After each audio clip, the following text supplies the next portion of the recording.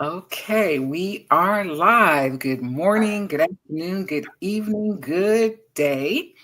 Just depends on and when you're listening to this broadcast and seeing us and where you're located. My name is Clara Lyons-DeVaughn. I am the broker owner of Lyonsview Realty. We provide residential, commercial for small businesses and nonprofits and property management services. And I just want to welcome you to Financial Fridays. We're doing something really super special this time. We have, in honor of Black History Month, we are talking to different brokers that I know, and I'm really excited about this particular gentleman. I've known him for, a while, over 10 years, through the National Association of Real Estate Brokers. He has been an inspiration to me. He has been a mentor to me. He has so much knowledge and expertise in this industry. And I felt, I would really be remiss if we didn't kick this off by just having a conversation with him about his experience in this industry, because he is definitely an icon in the community, an icon in the real estate community. And for those of you who don't know, I would like to introduce to you Mr. Raymond Byard, the broker owner of Byard Real Estate. Good morning, Mr. Byard. How are you? Good morning. I'm fine. Good. Tell our audience just a little bit about you and about your brokerage. Well, I started real estate in 1979 as an agent, and we opened the office in June of 1985. Mm-hmm. And we've been, our office initially was in Magnolia, New Jersey. Then we bought a building in Camden and moved our office to Camden. And probably around the 1999, 2000, we moved the office to Lawnside, New Jersey, where we've been since that time. So, awesome. And we were, we handled, my main source was corporate-owned properties. We represented corporations. We represented Fannie Mae, Freddie Mac, what used to be called Magic or Mortgage Guarantee Insurance, Virex Insurance. We sold properties for the state of New Jersey. That was pretty much what we did. That's how we did that. We did that. We represented Fannie Mae for over 30 years. And when we stopped working with Fannie Mae, I was figuring, okay, well, I don't want to knock on doors to sell houses. So now what we do is we represent what's called distressed homeowners. Wow. So how did you get started in real estate at all? Like what said, what made you want to go into real estate? Yeah, it was, I just finished college and started grad school. And I was getting a degree in public administration and public policy. Wow, me too. Yeah. And the professor, I mentioned professor, look, man, I'm going to have to drop this because I gotta support my family. I gotta get a job.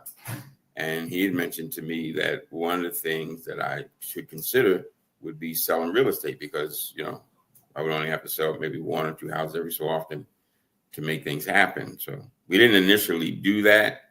But then I came back to that when I said to myself, you know what, because I was working for Prudential Insurance in their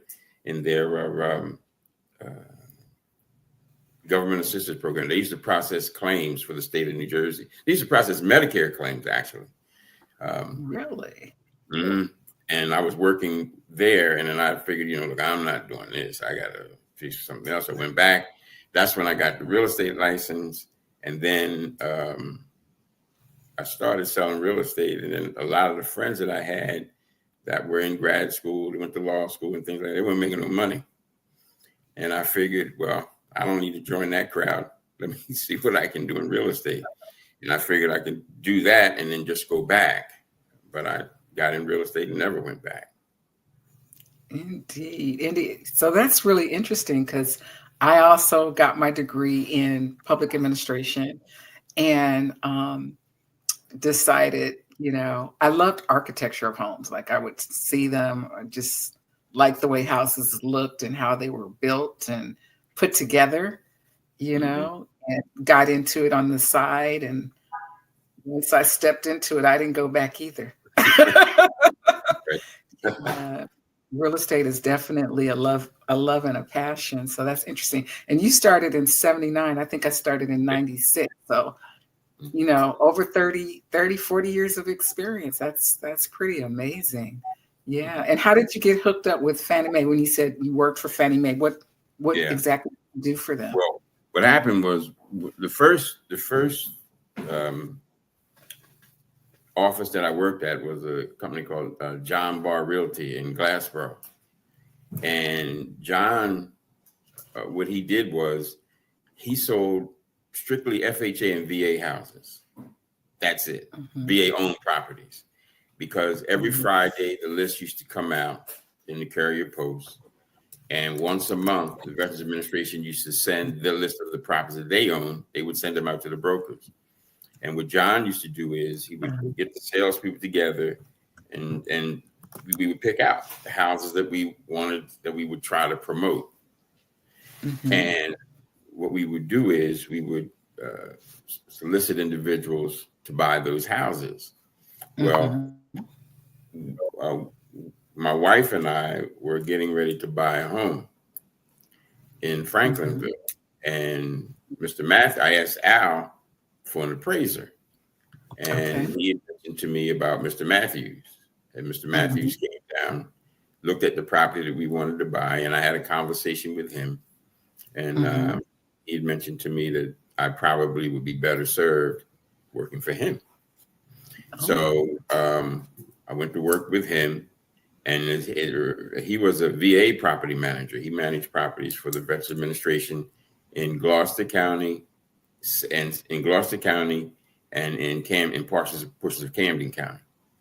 And things were moving along pretty good. And I mentioned to him that I wanted to get a broker's license. Well, one of the agents in the office mentioned to me that, hey, look, if you are going to leave your paying job, come to one that you have to earn, as he called it, your living, you kind of don't want to do that as an agent because you probably will always remain an agent.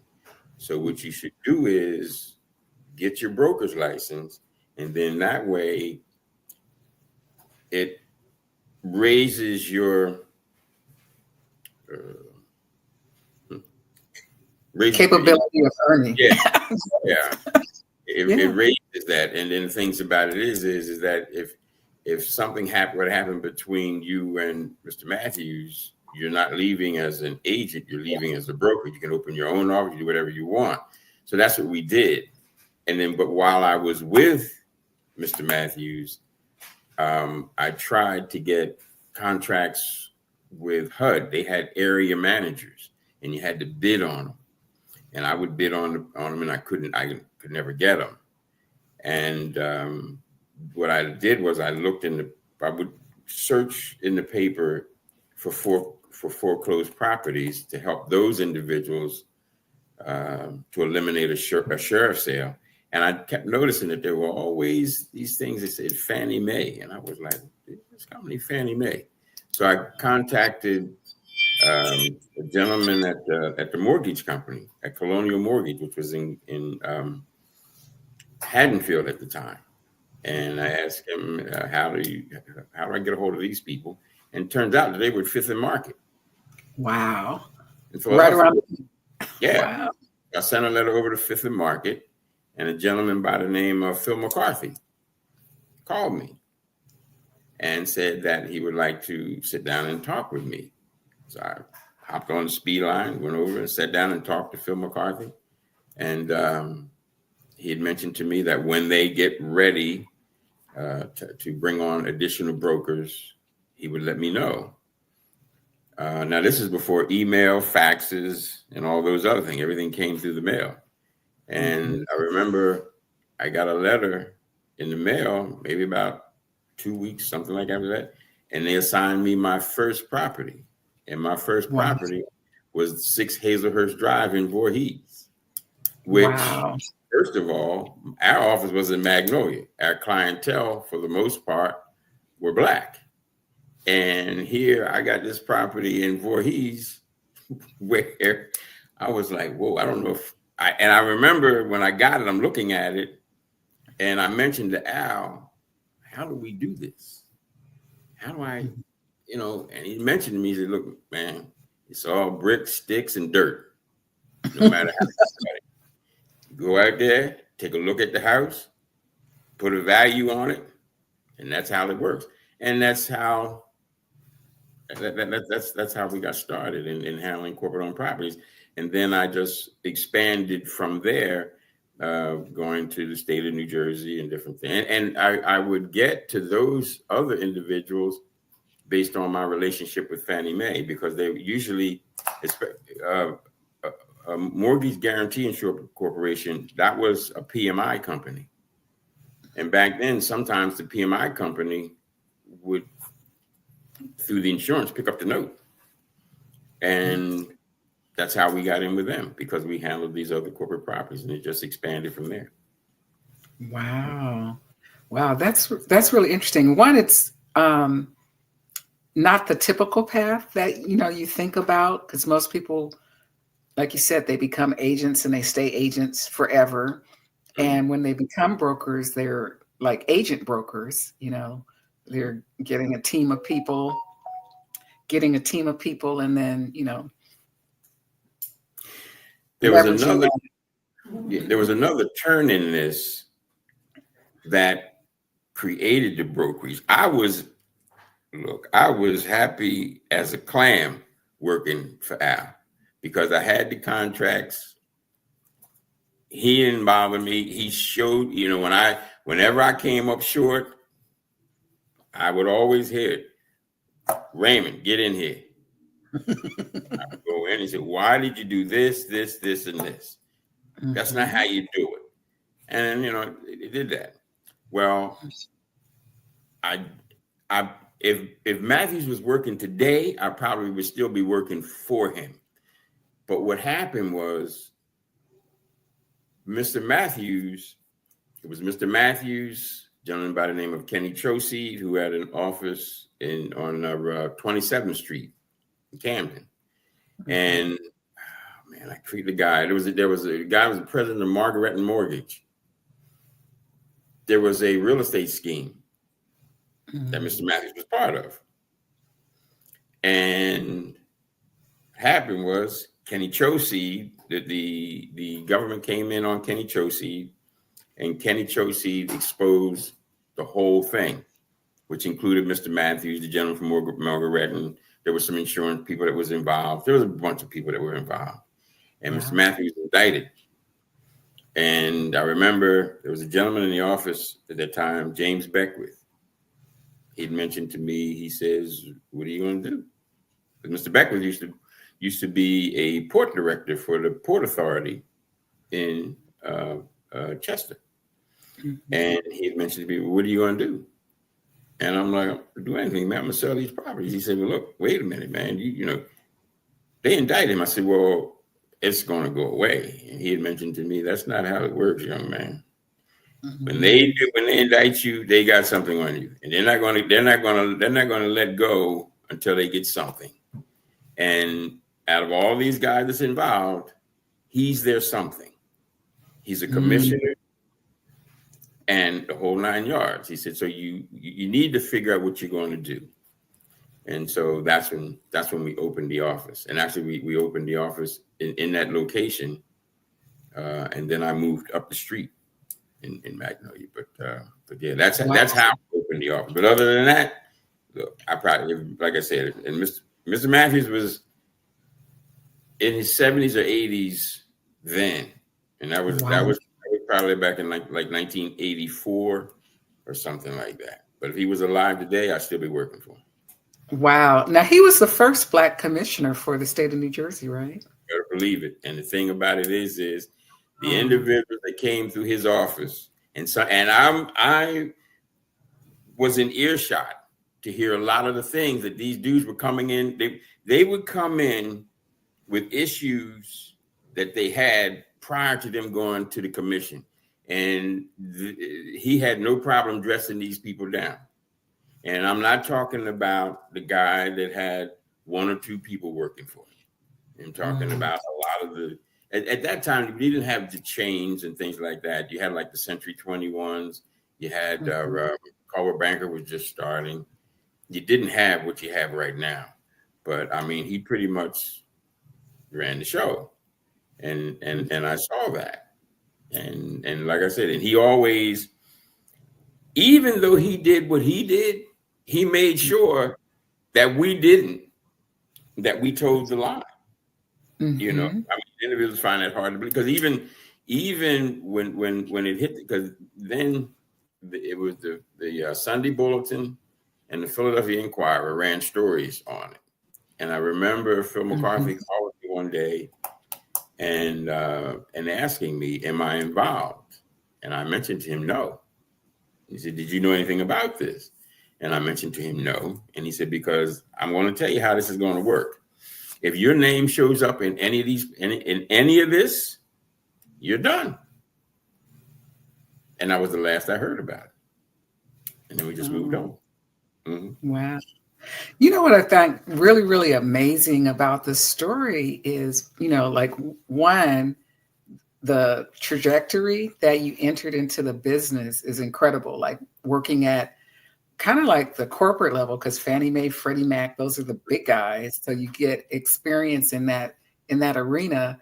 And then you're working for someone who's a commissioner who sees everything in real estate, like in terms of a learning ground, like you said, for what to do and what not to do. It's a great place to learn just like every aspect of real estate from a person who has experienced it all. Like, how long was Mr. Matthews in business? He said he was 79. Wow. At that time, how long had he been in real estate? He'd been in quite a while, because he worked for a gentleman, Mr. Cole. His office is right around the corner. And he worked for Mr. Cole. And then when Mr. Cole passed away, it was Miss Watson and Miss Johnson. They had, I think they had Dorlin, but it was Miss Watson, Miss Johnson, and Mr. Matthews. All of those three individuals were in the office. Miss Johnson and Miss Watson, they were sisters. They went up the street, and they had their office there. And I was in with Mr. Matthews. And like I said, they all had worked for Mr. Cole. So they had been around. They had been around a while. Wow, that's amazing. I mean, I can only imagine, you know, the level of experience that you gain, you know, working with him, and then, you know, working in I call it the commercial corporate side of the business, and then transitioning into more of what I consider the day-to-day residential. It's like in comparison, that's actually Miss Harper, Elaine Harper. That's one of Gene's agents. She was the reception. She was the receptionist there. Wow. We were all in there together. Wow. Wow.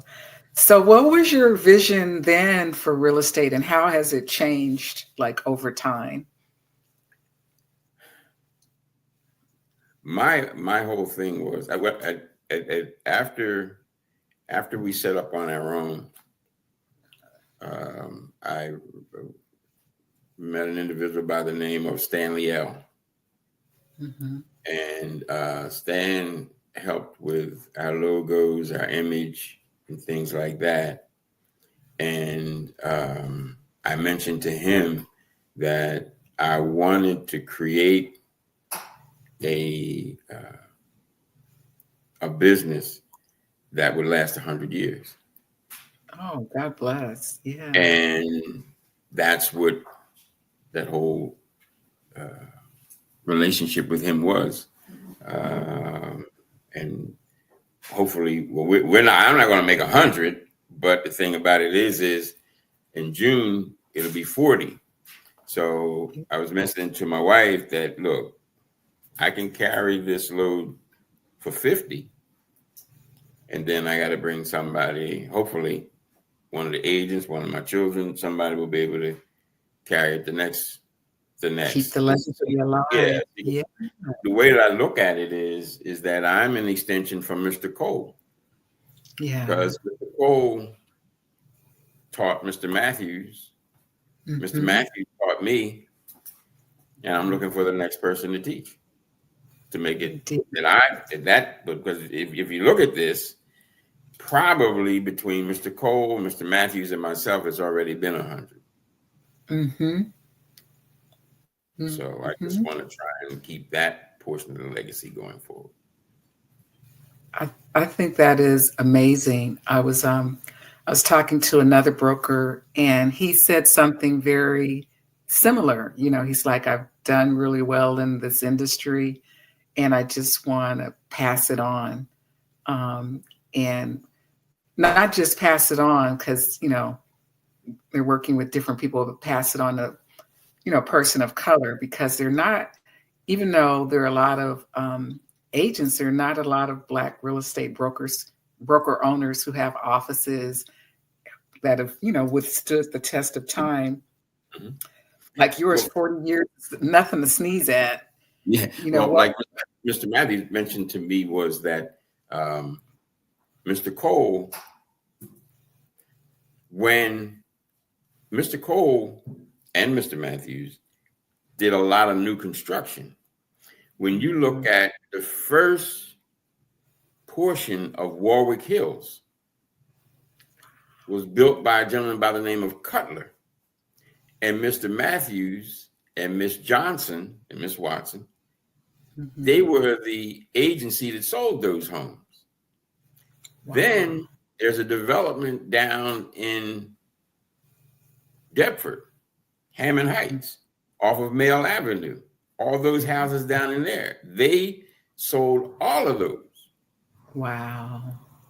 And, you know, the way that I looked at it was, okay. And then when Ernie came in to build in the back portion of Warwick Hills, him and Matthews were like, well, on the border, that wasn't going to happen. So that didn't, that portion didn't work out. And then when we had our brief experience with him with Lionsgate, you know, I kind of figured out why. But we're back again because Ernie's back there planning on doing some other things alongside. We possibly be part of that. But yeah, no, they the way that it was mentioned to me, you have to have a source. Yeah. And switching gears again, there was a gentleman down in Clayton, Robert Glick, had an office called Glick Real Estate. Most of the agents back then disliked him with a passion because he didn't want you selling his stuff. He built stuff. He had things. He had pretty much Clayton, as they would say, locked down. Mm-hmm. We purchased our first house from him. But before we got a real estate license, we purchased our first house from him. And then I remember going down there one day with Al to his office. And, you know, here I am, a young guy at that time in my 20s, which is a long time ago. You know, he kind of put me under his wing also. And one of the things that he mentioned to me about it, what he said to me, if you don't remember anything that I tell you, just remember this. If you don't list, you won't last. Okay. Dude, man, I need me some buyers, man. I need somebody who's going to buy some houses. And he had mentioned to me, he said, look, if you have the listing, the buyers will come. You can be home asleep. and let somebody else sell your stuff, and you go out and get something else to sell. As long as you have something to sell, you will be able to maintain in this business, because he had a little saying when you would walk out his door, a little placard there to say that if you don't list, you won't last. So one of the things that I mentioned to the agents at the office is that we take that same position, but what we do is we seek out individuals who have to sell, and those basically are distressed individuals. Because especially if you take a person that purchased a property, let's say 4 years ago, and let's say they purchased that property for 120, that property now is worth close to $300,000, but they don't know that. So you introduce that to them and show them, okay, this is the gold mine that you're sitting on. You do have some financial issues right now, but these are the things that you're sitting on. So, but you take it to a different level, because a lot of people do what's called the lis pendens, or the notice of foreclosures. But the real thing are the in rem foreclosures that are being foreclosed on for taxes, water and sewer, and things like that, because those individuals have the biggest equity and they can benefit more. And so that's where our concentration is today. We concentrate a lot on what's called in rem foreclosures. I don't know if that answers the question. Or... Yeah, that did. A couple of things, because one, you're interested in building a long-term legacy. Two, over time, you've had very specific niche areas. Like, you weren't trying to do everything, but you focused on a specific area and became excellent, in that area of solving, particular problems. And I think a lot of times, sometimes agents don't really think from the perspective of, a particular type of book of business, or even if you look at different brokerages, they may or may not be niche specific. So I think that's something very unique to you, and is definitely a testament to why you've survived so long in this industry, doing what you do well and helping people in the process, which I think is very important. One of the things that you haven't mentioned yet, you're very ingrained in the community there in Lawnside. You have a newsletter, like you do a lot outside of just the real estate. Speak a little bit about that. Yeah. The thing about it is that we kind of want to make Lawnside, make the community that we're in, make it inclusive. And quite a few years ago, we came up with this. Stan L and I came up with the idea that what we would do is that we would offer different organizations a way to advertise their events. And so what we do is we have on one side of the flyer, we have our information. One of the things that we have on there, if you have a question, buy, rent, or sell. If you have a question or something like that, because I'm having an issue here, because when I say buy, rent, and sell, I think of Mr. Burrell, who had an office in Camden. He used to have a saying about buy, rent, and sell through I am Burrell. She was buy, sell, rent. Yeah, but going back to the other, what we do is we create the flyer, and what we do is we mail it out to all the households in Lawnside, which is about 1,100 houses. And I think we probably do that maybe 6-7 times a year. Actually, we're getting ready to do one for the Camden County East branch of the NAACP. We did that, and then we do it for the Lawnside Scholarship program. We've done things with Grace Temple. Mhm. I remember one of the flyers that stands out one time. Where there was a during the Lenten season, they had the different churches in Lawnside, but having different events. And what we did was we put all those events on a flyer and sent it out to everybody. So yeah, we do. We support the community wherever we can. I think that's amazing. That's amazing. And how did you get connected with the National Association of Real Estate Brokers, which is where you and I met? And Wow. you put me in contact with a lot of amazing people. I just so appreciate you. Yeah. That was interesting. I remember Gordon Parks was the president. Mhm. Yeah, he's deceased now. There was Gordon. I mean, there were because I remember when we got Do you to remember what year was that? Do you remember when Gordon was president of SJ NAREB? I don't. But it was in the 90s, I think. Okay. And because there was Emerson and Cooper was another one of the real estate agencies from Willingboro. Gene was involved in Alfred. But I remember we went to the convention in St. Louis to get. I think that's where we were given the charter. Was there? Wow. And the St. Louis NAREB, the National St. Louis NAREB convention. Yes. Yeah. Okay. And we went to St. Louis, and they have the Parade of States, right? And we didn't know about the Parade of States, so we didn't participate in the Parade of States. Okay. So a comment was made that the next time we came to the convention,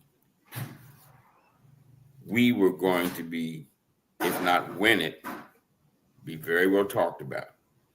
And I remember they had the convention in Atlantic City. And we at the convention in Atlantic City, we Barbara Peters,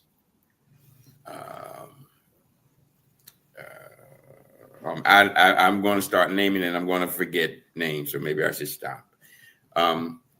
We went to the convention in Atlantic City, and our skit at that time was two types of real estate agencies.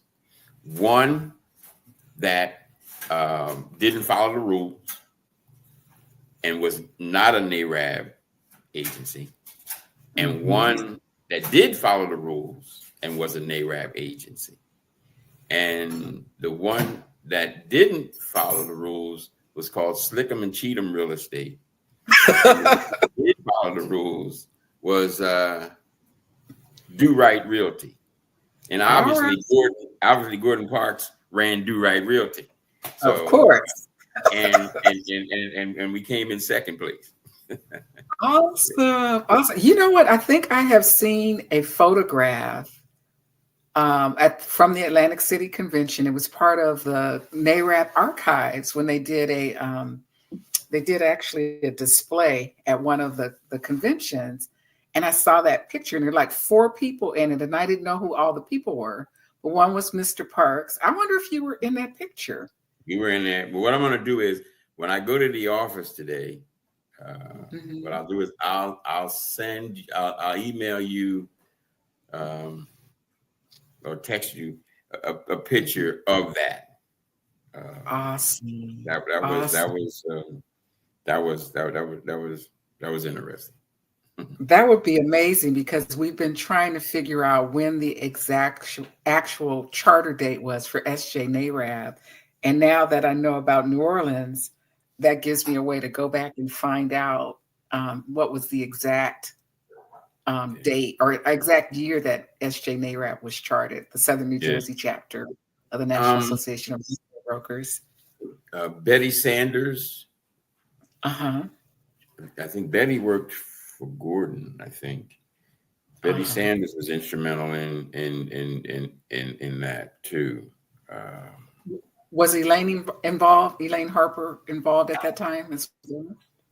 I don't think so. I don't Because I think know so. it was from Gordon to Jean to Patty, right? I think, because it went on down that way. And then oh gosh, Arlene and Evelyn with A&E Real Estate. They were fun. You know what?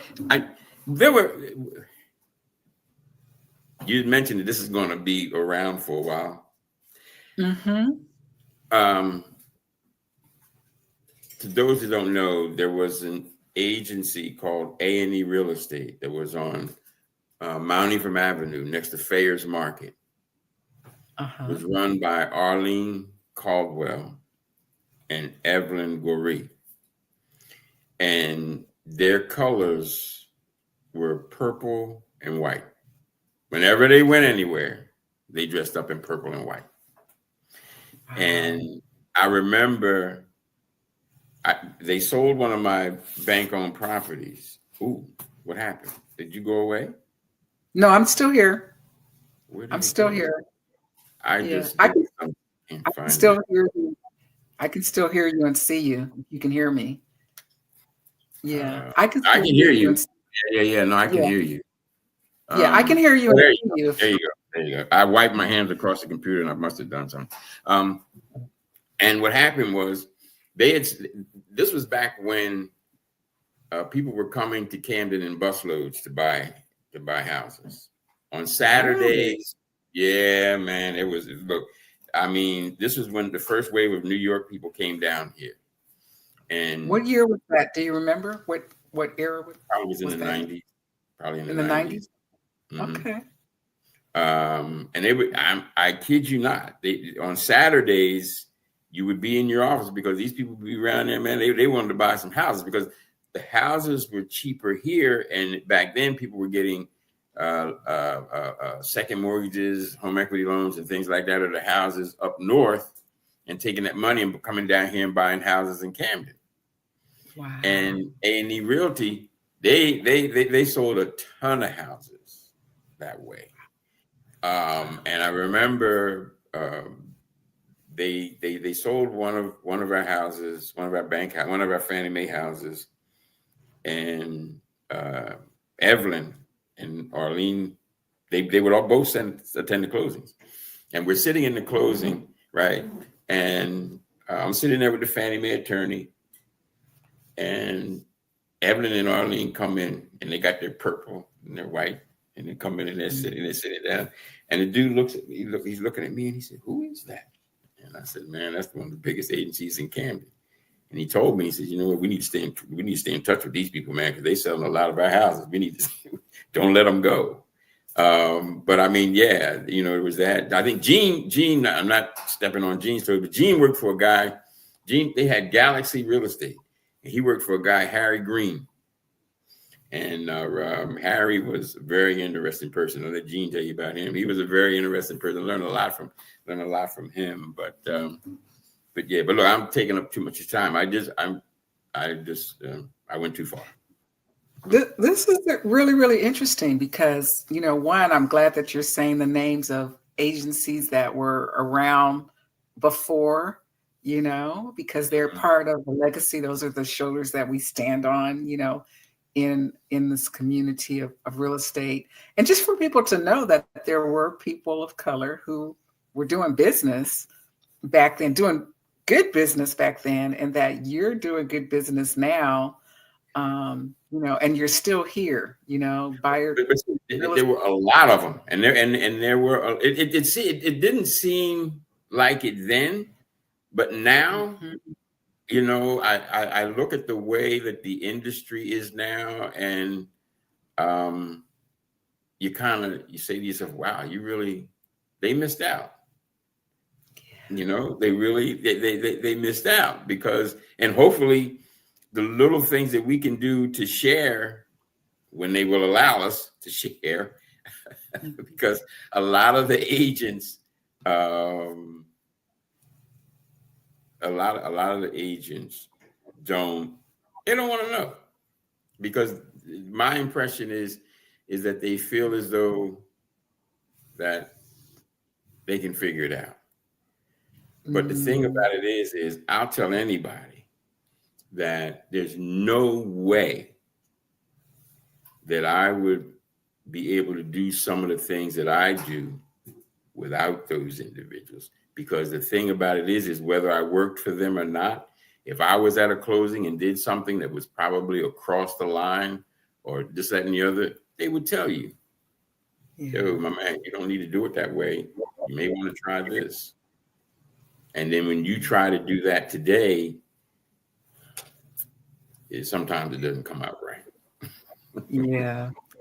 They're not as open. So what would you say was the biggest challenge and the biggest opportunity as a broker owner?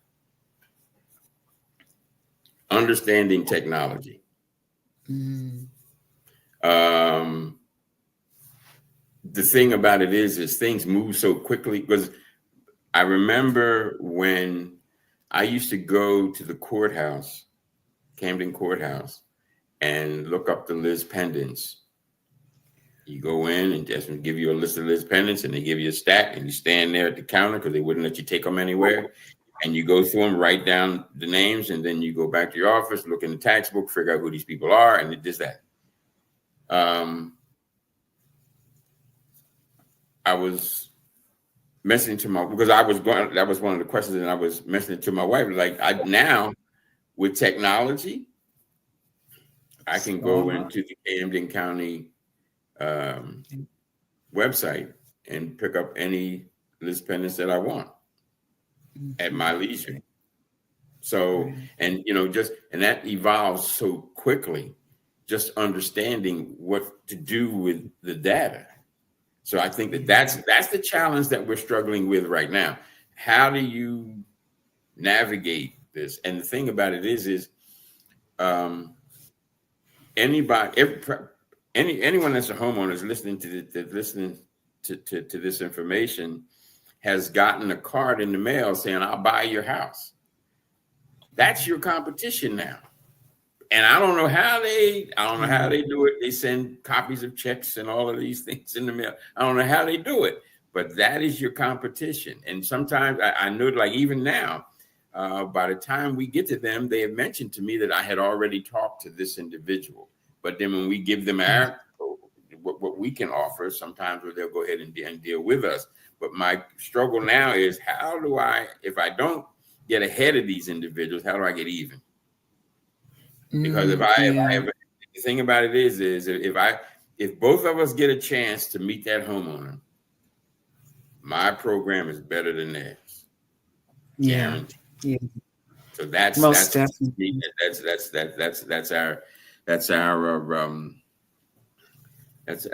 our challenge right now. Indeed.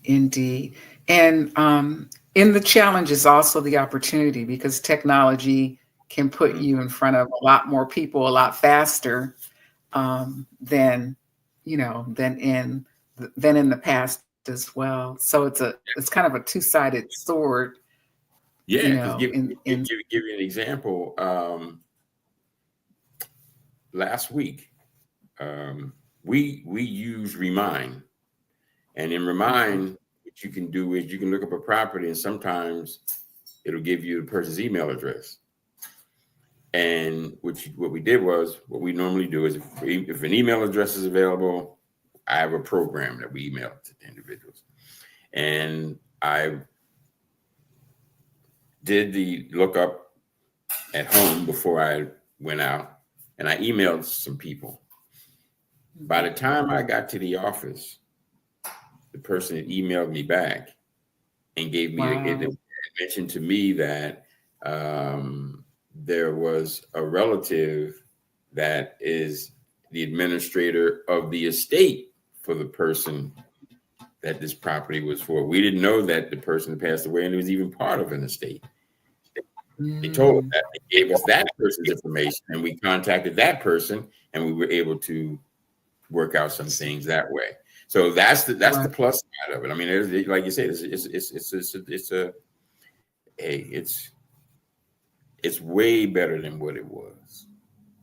Indeed, indeed, indeed. So we have about 5 more minutes here, but this has been really, really informative. Like you've done so much over time, and I think one of the differences too between um, brokerages like ours and other brokerages is that we really have a heart for helping people, you Right. know, to getting them um, the best out of whatever their situation is. And sometimes the situation is bad and people wait for a while before they, reach out for help. And sometimes it's not so bad, but it's still, really trying to get people into the best position to build, um, their wealth position from where they are to whatever the Right. next stage is. And like you said, if people find out about what you do and what you can offer them, that hands down is better than anything else that other people are trying to present to them, because their intentions are in a totally different place. I think, and I think the preservation of wealth in our communities is one of the things that's important um, to both of us. So if you had to think back over, the 40 years, what accomplishments are you most proud of?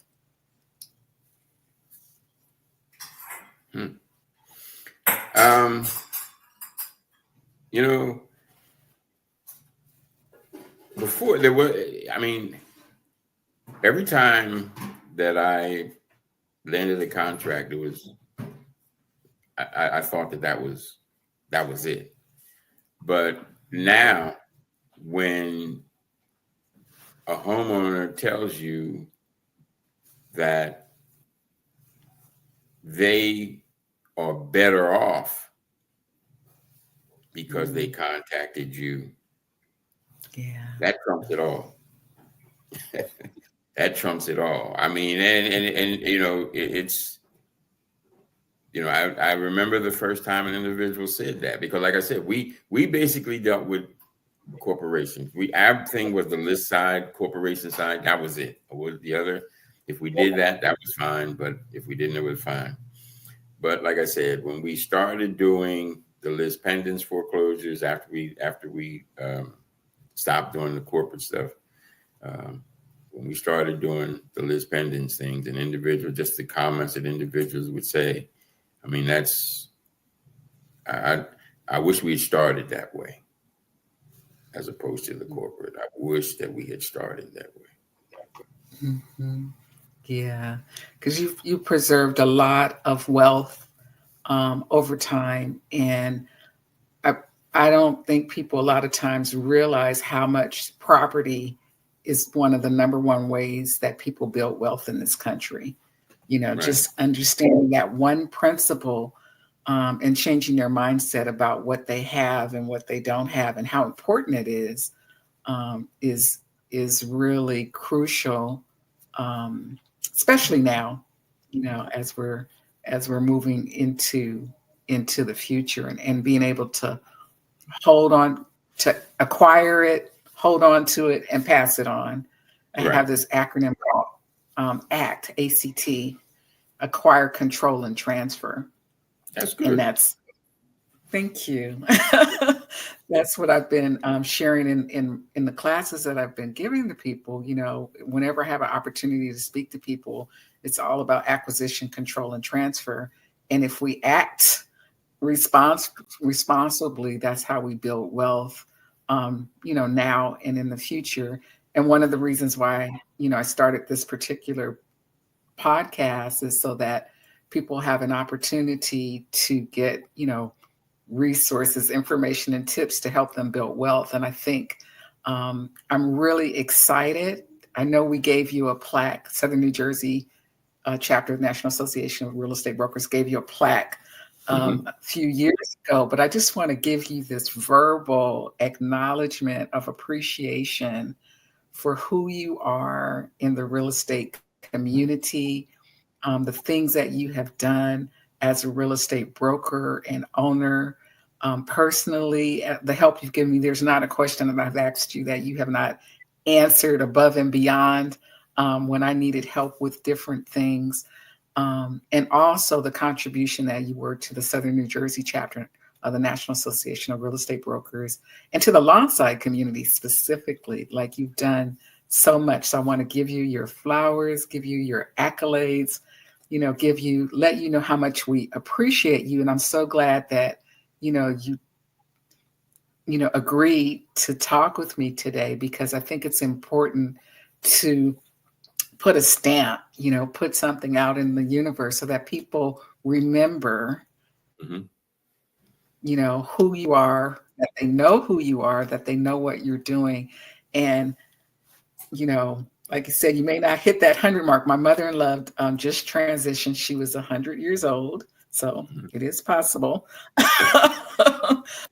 Whether you want to be doing real estate at 100, I don't know. You might want to take that next 50 and go travel somewhere. But I know that the legacy of Byard Real Estate is going to surpass that 100-year mark, and that the community will look back on this particular interview and say, wow, oh my God, what a phenomenal man, what a phenomenal thing that you've done in business, and what a phenomenal contribution that you've been to the real estate community and to the world, just to the world. You are a living legend, most definitely. Thanks.